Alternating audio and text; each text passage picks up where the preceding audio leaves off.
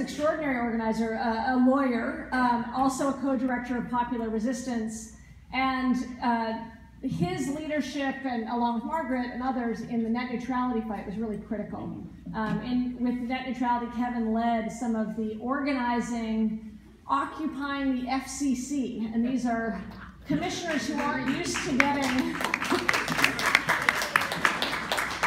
getting this kind of personal attention. I sometimes think that we're in this moment of a sleeping giant waking up with like one paw being net neutrality and one paw being Black Lives Matter and one leg being the TPP. Kevin's involved in all of it, so I want to hear what you're saying.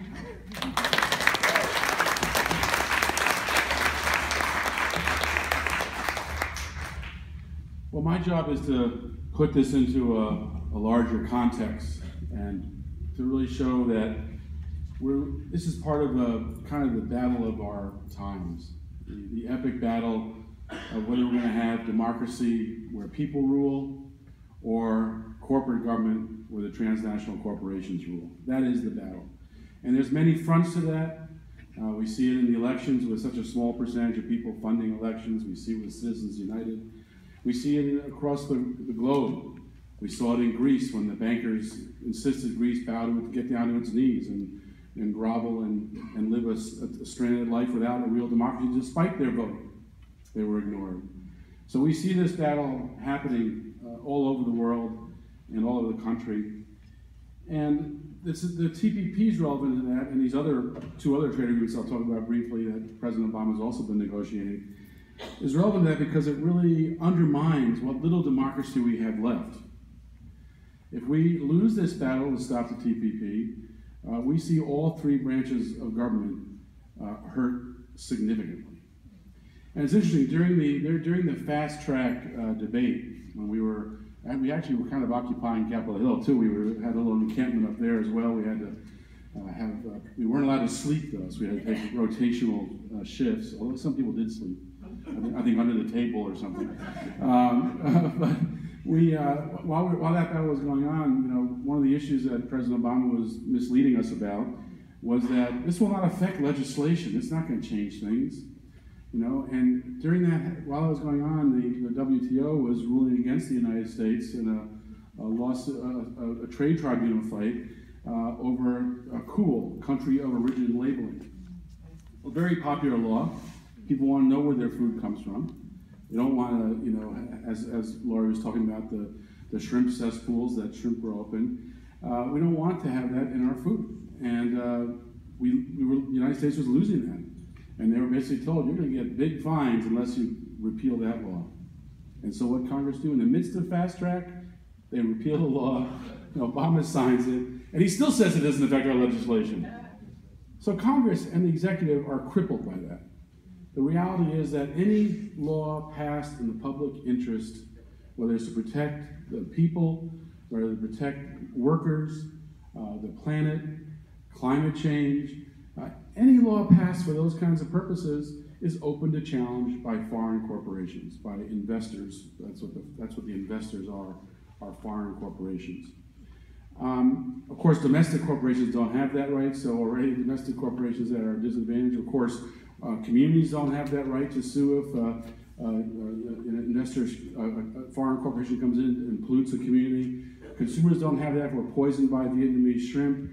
Unions don't have it if their unions are destroyed. Workers don't have it if their wages go down. We have no rights. Only the corporations and the government have the rights to use these tribunals. It's unlike the federal court system, where in the federal court system, a single person can sue a corporation. They can get a lawyer based on a contingency fee, so it costs them nothing unless they win. We get a jury of our peers. We get a real judge, not a rotating corporate lawyer. And unfortunately, the federal court system gets weakened because of these trade tribunals, these investor-state dispute panels. And of course, there's no appeal from those trade tribunal decisions, so we are stuck with them. So all three branches of government get weakened. Our democracy gets weakened, our sovereignty gets weakened, the corporations all get stronger. And this comes at a time when it's being recognized that we may not even be a democracy any longer.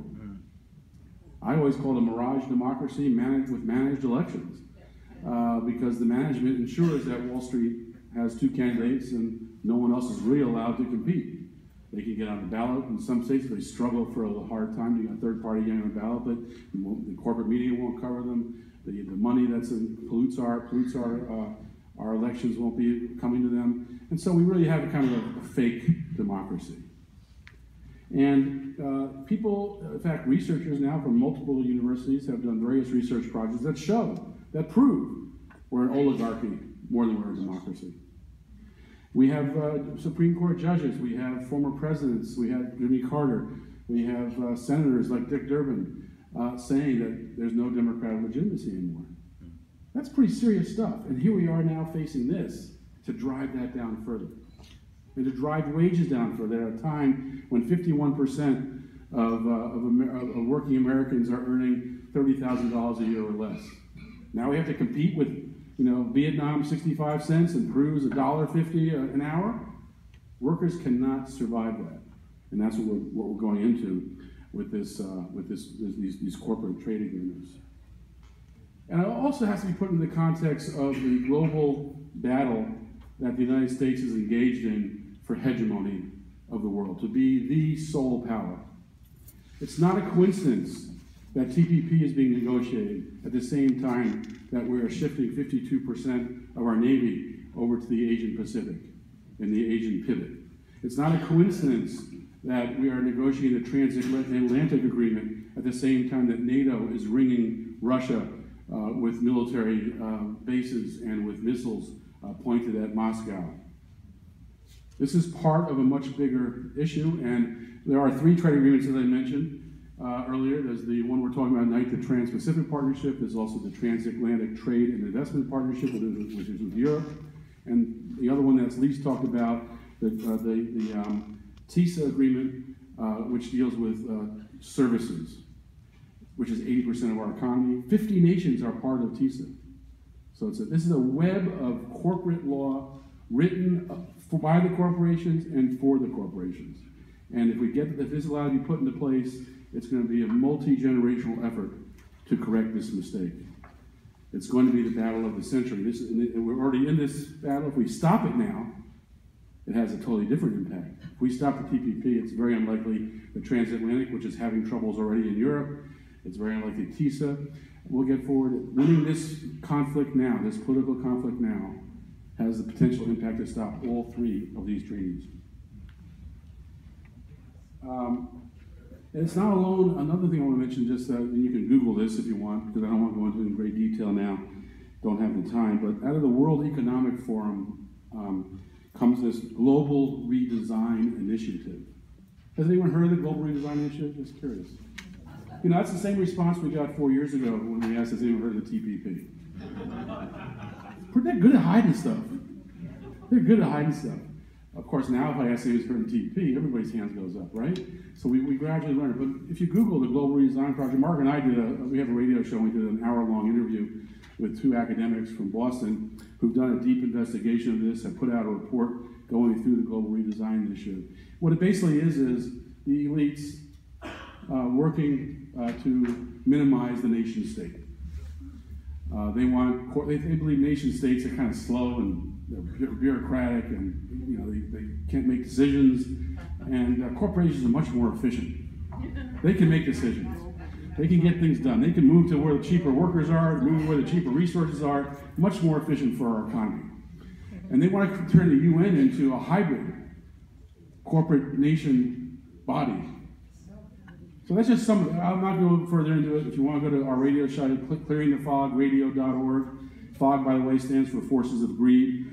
Clearing the Fog Radio, and look up the Global Redesign Initiative. You can hear an hour discussion of that by the 2 people in the United States who know most about it. But that's also a part of this overall conflict we're in of people, power versus corporate power. And that is the issue of our era. Now, I just want to say on the Trade and Services Agreement, TISA, that this one has some far-reaching effects. Like I said, 80% of the U.S. economy. And of course, this hasn't been seen yet. There's been leaks, thanks to WikiLeaks, but we haven't really seen this yet. So we know that how these trade agreements go and what direction they're trying to move things. And really all three of these trade agreements have one thing in common: privatization, commodification. Minimize state-supported, state-owned enterprises, move away from public good to private profit. And that's really what the TISA is going to do. Postal Service, already under great stress by a Congress that's trying to destroy it and privatize it. People maybe know about this law that was passed to supposedly modernize the Postal Service, where they got this crazy requirement that they have to pay the health care benefits for retired postal workers 75 years in advance.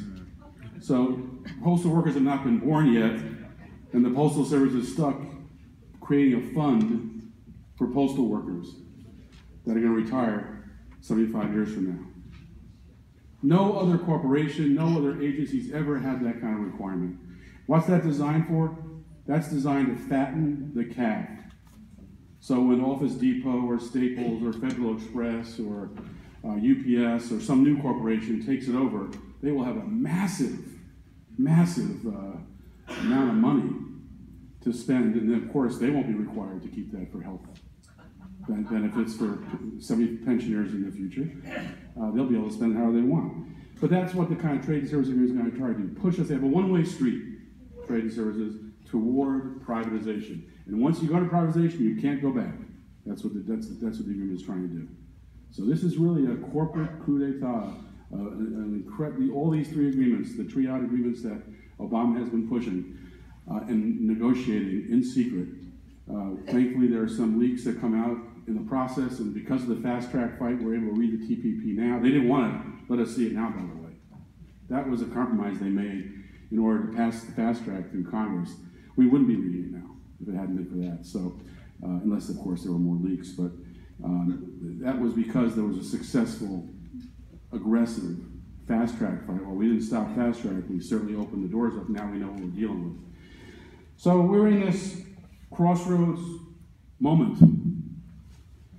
Crossroads moment that will affect our children and grandchildren, that will affect our daily lives, that we must fight to win.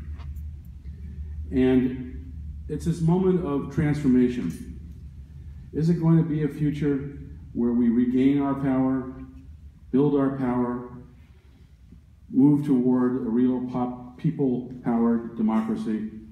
Or is it going to be a future where the corporations have a noose around our neck and control every aspect of our lives? That's what we're fighting. And it means that as this happens, we need to rise. We need to rise strong. We need to rise with confidence that we can win, because we can win. Despite the oligarch nature of our government, we push this into an election year. That makes it much harder for them, makes it a better position for us. And so we can win this.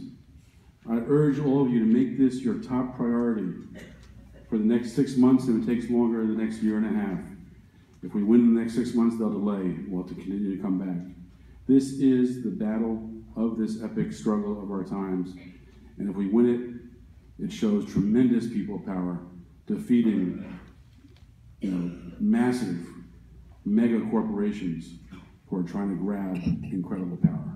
So join us. Thank you very much.